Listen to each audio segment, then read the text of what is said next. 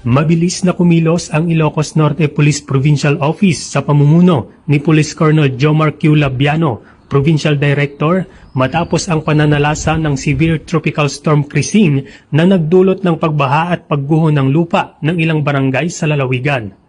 Kaakibat ang MDRRMO, Bureau of Fire Protection, Philippine Army at ilang non-government organizations, isinagawa ang serye ng mga evacuation operations sa mga high-risk na lugar kung saan ilan sa mga residente ang lumikas sa mga itinilagang evacuation centers.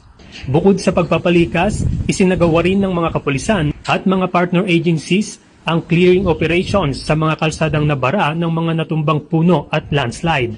Dahil dito, mabilis na naibalik ang daloy ng trapiko at transportasyon sa nasabing lugar.